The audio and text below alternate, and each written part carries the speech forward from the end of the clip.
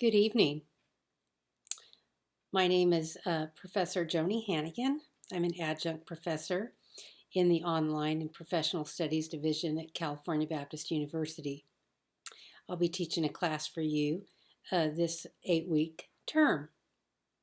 I'm happy that we can get started. By way of introduction, let me just say I have left a very lovely fire in my living room.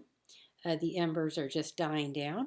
Hopefully, I will remember to close the shoot this evening since my husband is out of town. It got a bit chilly here in Florida, finally, since it's already the beginning of January. And we thought that temperatures in the 80s over Christmas were quite unacceptable. Now, since many of you are in Southern California, I expected that you would also have some rather warm temperatures. But much to my surprise, when I called to talk to some family members right there in Southern California, just as close as to you as San Marino and Arcadia, I discovered that it was actually quite cold. I think my aunt told me one night it gotten down into the 30s. So I think many of you have been a bit chilly as well. So as we've warmed up this evening, I began to think of my introduction to you, and wow, for many of you who have grown up in Southern California, I can share that with you. I grew up right in the El Monte, Arcadia, Alhambra area. I was born right there in Alhambra, California. I'm familiar with Riverside. I've been out to the campus a few times, but spent all of my growing up years right there in Southern California. Rode the bus, went mostly to the LA County public schools, Arcadia Public Schools, and just had an interesting time growing up there. Left for about 3 years during high school, and went to school in Phoenix, Arizona. To interestingly enough, Alhambra High School in Phoenix, Arizona, but went back to Arcadia to finish off school there at Arcadia High before joining the Navy. Back in the 70s, I'm not embarrassed to say how old I am. Back in the 70s, it was becoming quite popular for women to think more seriously about whether or not we would be drafted. Remember at the time, I think Jerry Brown was running for governor, and I think he's having quite another round at it. And there was one political ad that was talking about some indecisiveness, and I remember there was a washing machine, and his head was on top of the turnstile, and it would say, wishy-washy, wishy-washy. It was really rather interesting. But back to the whole draft idea. The big debate then, as it is now, was over whether women were going to be drafted. So I thought, looking at a picture of my grandfather sitting on my grandmother's television in the living room, well, they're not going to have to draft me. I'll just go ahead and join and kind of be able to avoid that whole question. Well, of course, people in my family were flabbergasted, and they thought, oh my goodness. But I was a brave and independent person, and I went off to join the Navy. Learned some very invaluable things in the Navy. Was in naval intelligence for a couple of years, and got to serve in Washington, D.C., and was actually at Naval Security Station in Washington, D.C., when there was an assassination attempt on Ronald Reagan's life, and was there for his inauguration. So there's how far back I go. During that period of time, when I was in school for the Navy, I also met my husband, John, and we just celebrated our 35th wedding anniversary.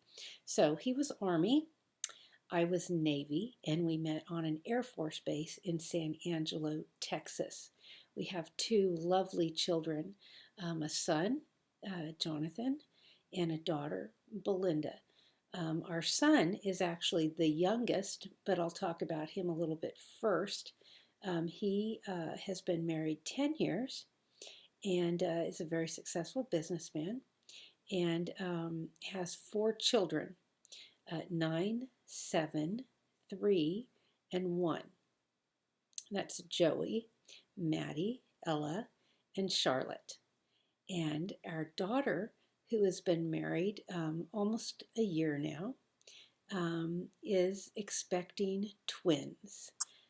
She's 33 weeks pregnant and is expecting twins literally any day. She is, as many of you might know, typical pregnancy for twins can be anywhere from 32 to 35 to 37 weeks. So she goes to the doctor every couple of days.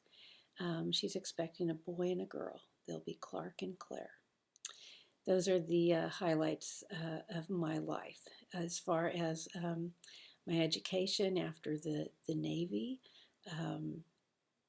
I have always had a passion for writing and for teaching, and it's always been a dual passion of mine to explore writing, telling stories, teaching about places, teaching about writing.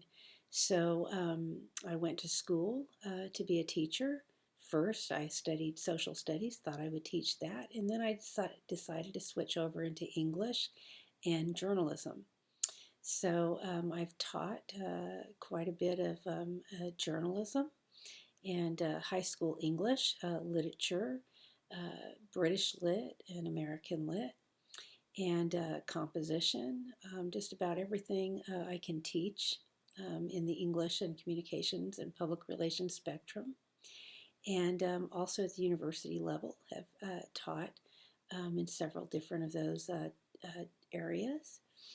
And as far as working in communications, I have spent almost 30 years starting out as a freelancer and then became a newspaper editor. I did that for 12 years as a managing editor of a special interest publication and continued to freelance write for various publications. Gave that up a couple years ago and then actually was enticed back almost a year later to become now the director of operations and executive editor of an online only publication, another special interest publication called Christian Examiner. So I have my hands busy directing people all over the country. The great thing is that we work virtually. I'm able to direct a staff right from my own office / formal living room. I've turned my formal living room into an office and work right from my computer and direct a staff that are in 3 different time zones. So that can be a challenge. That's one of the reasons that it's not so difficult for me to work with you wherever you are. Best way to reach me if I don't respond immediately to a text or to an email is to text me. I always respond to my texts almost immediately, unless it may be 3 in the morning. Very often I'm up very late at night. So that's a little bit about me. I might add in there during those several years, 12 years for the most part, that I was at the newspaper, well, and even before that, during our time in the military and so forth, I did a lot of traveling. I've been around quite a bit. I've been to Iraq, I've been to Jordan, been to Israel, some of those places that we're hearing about so much now in the news. Have a lot of friends in various places of various ethnic backgrounds and religious backgrounds. Been to Brazil and other Latin American countries, and been to Europe, lived in Germany for 3 years, went to Liechtenstein, to Austria, and other various European countries. So, been around the world quite a bit, very much enjoy traveling, learning about other people and other cultures.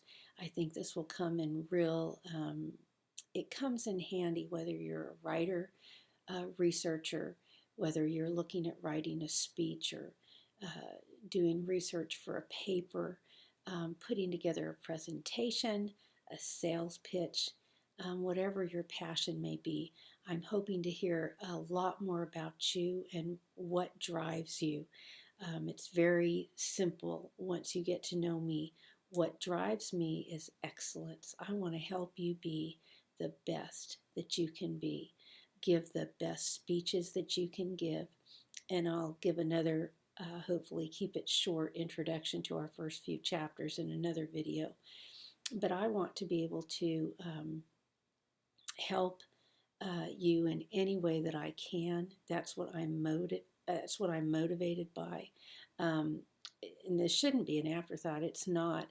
But I am motivated by excellence because I believe that as iron sharpens iron, so we ought to sharpen each other, and that we ought to show ourselves approved workmen, that we ought to give our best before God, that He deserves our best, and that we put our best foot forward in all that we do, and that we always give excellence in all that we do.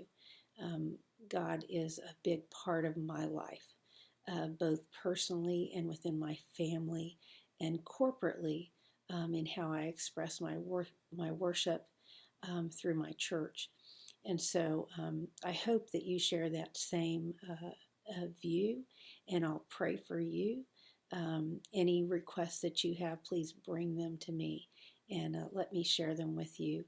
And let me pray for you anytime you have a request. And I hope that you'll continue to pray for this course, what we can learn from each other and how we can help each other. And just as a last little prayer request there, pray for my daughter and Clark and Claire. I'll be a little selfish there as we await their births at this special time.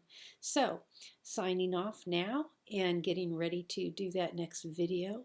Learn a little bit more about what's expected as we get into these 4 exciting speeches that you'll deliver this term. Good talking to you. Bye-bye.